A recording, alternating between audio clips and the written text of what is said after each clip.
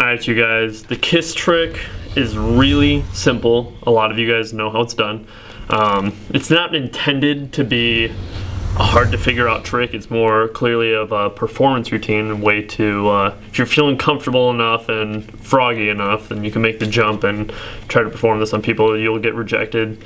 You'll get, there's always ways around it, but if you're feeling comfortable with the girl or whoever you're doing it to, who knows, then it's definitely an interesting trick that will keep them smiling and just entertained, and it just throws them off, which is always good to be able to have a reaction. It's like next time someone goes to shake your hand, just grab their hand and put it on top of their head. Like, here, Victor, hold the camera with, like, I'm gonna go to shake Victor's hand, and then instead or he goes to shake my hand. Next someone oh hey, how you doing? Just take it and then put it on their head and just see what they do. It's just so funny to do something that's different and something people wouldn't expect, and just see what kind of reaction you get out of them. So with the kiss trick, it's great because you have them pick a card. It's a free choice, obviously, and they take it, and you guys have seen enough of my tricks to the point where you know everything I'm doing. You know the false cuts I'm doing, hopefully, and you know the double lift or a modified version of it. You can always modify stuff. So when you tell them to put it somewhere in the middle, all you have to do is control it to the top. So there's a couple ways to do that, obviously. If you're relatively new to the channel, then I'll show you a quick way. It's you take their card, and I always like to show people their card before I put it back in the deck. And what I do is I grip the cards like this, and when I go to push the card in, it's just like the sack move. I lift these fingers up, and with these two fingers, I push the card straight down into the deck. Straight down, not angled, just straight down. And what's gonna do is the friction this is a fulcrum now, my middle finger, and now I got the card peeled out to where it's jogged and I can see it. So what I would do from here if I was you is I would just, got it? I would just hook it with the pinky and get a break. So that's one way to do it, and then control it to the top. Or you could just show them their card and then just get a pinky break one way or another. There's a bunch of different ways you can. That was a bad example. You can throw the cards there, and now I got a self-made break like that. I'll explain how to do that later. But anyway, where you can just get a simple pinky break.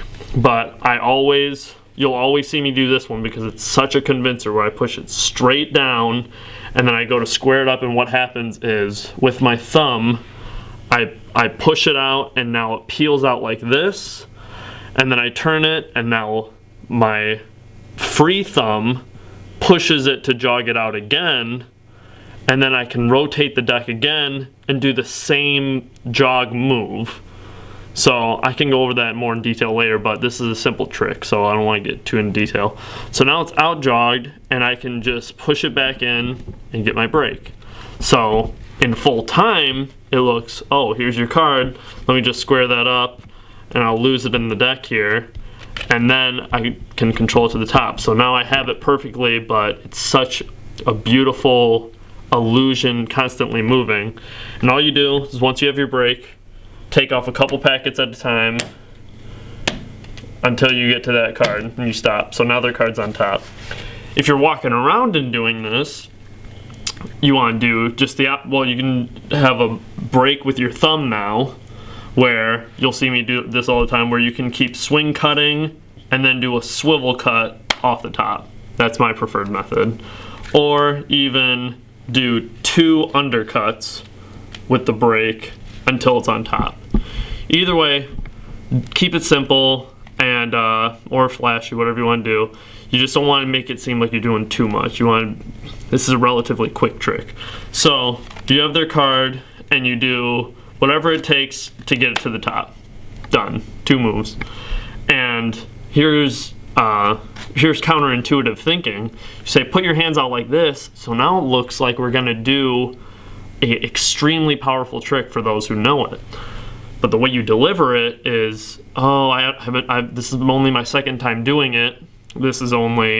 I messed this up a lot in the past, and so You say 2 steps. Put your hand out like this, and I've made your card jump to the top, right? And a lot of people I've noticed will nod at first. They're like, oh yeah, like they just agree, like they just assume and they forget. So you have to be like, that's your card. And then they'll start laughing, be nervous, and they'll say, no, it's not your card. You do the whole embarrassed act, and you take it, you flip it over, and that was a double lift, like I said. You do your push-off double lift where you have their card on top. So you show it, oh, that wasn't it. All right, here, I'll try this.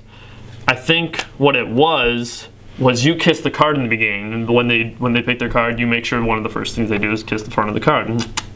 And so now they have their card sandwiched in their hand. And what you say, but the way you're delivering it, oh, I messed up, what am I going to do to fix it, blah, blah, blah, is, oh, we've never kissed before, so I don't know what your kiss feels like, so your card's really attractive. But anyway, you don't say that yet. You say, I don't know how you kiss, so I couldn't have possibly gotten to your card right off the bat, so you need to kiss me. So you make them kiss you on the cheek, which is the gentleman's way. If you think this person's going to be your girlfriend in the future, if you can get a kiss on the lips, that's awesome. Just because, 1, it's a kiss on the lips. 2, it's a much more better reveal. I'll show you what I mean later. It's a much more better reveal once you do the final performance. So they kiss you on the cheek, and then what you do is you can either kiss their hand, or you can wipe it off and rub it on your lips and kiss their fingers, or whatever you need, or you can wipe it off, put it on your lip. I made someone kiss my hand once, and then she kissed my hand, I put it on my lips, and then I took the cards and I kissed the back of the cards, and then I also kissed my hands again and rubbed it on her hands. So when she revealed, there's so many different ways to do it. Just be innovative. Any way you can physically interact with with the other person, it's a good sign, especially if they're willing and allowing to and seem very open to it. So, but with a kiss on the lips, then what you do is you bring in stage 2, which is you have a duplicate card, or a set of duplicate cards. In this instance, I have 2 King of Clubs and 2 Nine of Hearts in the deck. So while they flip their card over after your whole magic kissing routine, and they see that their card's now in their hand, they'll be reacting, and you can quickly spread through and just get the 2 duplicate cards on the top. It doesn't matter what they are. I recommend face cards, just because that's my personal preference. But so they have their card now, and now that you know what they kiss like, you can play it off like, now that I know how you kiss, let's do the trick for real. Look, I'll take the King of Diamonds and I'll put it in about middle of the deck. So what I really did is I have these 2 cards on top, duplicate cards, and I made a little break spacing in between them, as you can see that. And so you take their card, oh, now now that I know how you kiss, let's try the trick for real. It's a 2-step process. You play it off the exact same way. Even though you know their card, doesn't matter. So I'm gonna put your card in. So here's illusion number 1. You poke around the back, and it makes some cards pop out, and it just gives the illusion like, oh, he's gonna put it in the middle of the deck. And the second illusion is you have a mechanics grip with this break spacing, but with your index finger you break apart about half the deck. And you say, oh, that's about half the deck, kind of near the bottom or near the top, but still, regardless, about half the deck, right? They'll agree, and what you do is you put it in right below your break spacing. So it will be sandwiched in between your 2 duplicates. But the way you do it is you angle it down, just like crisscross cards. Perception is deception. And you angle it in and you push it in, and it looks like it's going into the middle of the deck. So with all that in total, the way I like to do it is while they're still interacting, I can take their card, and watch what I'll do. I'll push the top card off and square it back up with the break in there.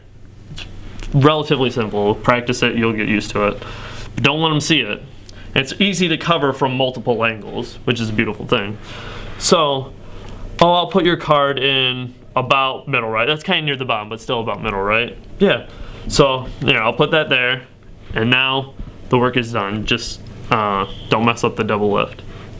So, and sometimes what I've done is I'll take off 3 cards off the top. If that ever happens, if that ever happens where you take off 3 cards, just be like, oops, I took off 2 cards. So now they see the 9 of hearts as the second card. Just saying, because it will happen. But if you do it right, put out your hands. Here's step 1. Step 1, from the middle of the deck, I made your card jump to the top. Oops, took 2 cards. I did on accident. But look, made your card jump to the top of the deck. Now we all know we have the double lift. So look, hands out, I'll take the card, sandwich it. So put your hands on top of it, even though we know this is the 9.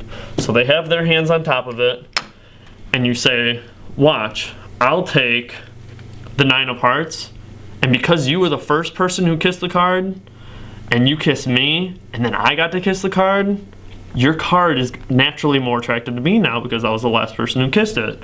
So look, I'll take the card and watch. Do a little magic over their hand, and it jumps into your hand. The card naturally wants to be in your touch.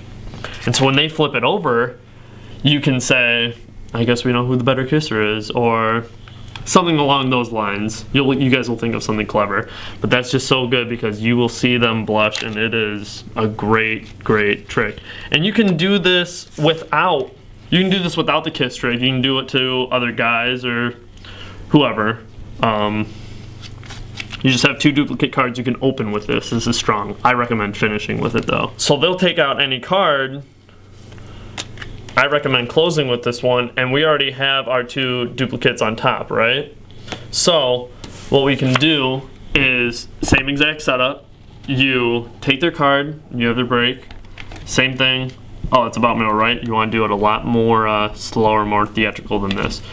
And step 1, I make a jump to the top. Won't be so impressed. If you have a group of people around, what you want to do is put it in the original person's hand, and then make everyone around them cover their hands. If you can do this with like 8 to 12 people all sandwiching this person's hand, the better it is. And so then you take the second card and you do your magic. It can be quick, it can be very slow, it can be a slap, but when you reveal that the cards switch place and everyone peels their hands off and they get to the buried card, they're gonna be in for quite a shock. And of course you always want to do a quick one-handed cut so the duplicate 9 isn't on top. Other than that, that's the kiss trick version 2.0 with the here to there switch. Hey you guys, make sure to subscribe to How to Disturb Reality and my Evan Cloyd channel, as well as following me on Twitter and liking me on Facebook.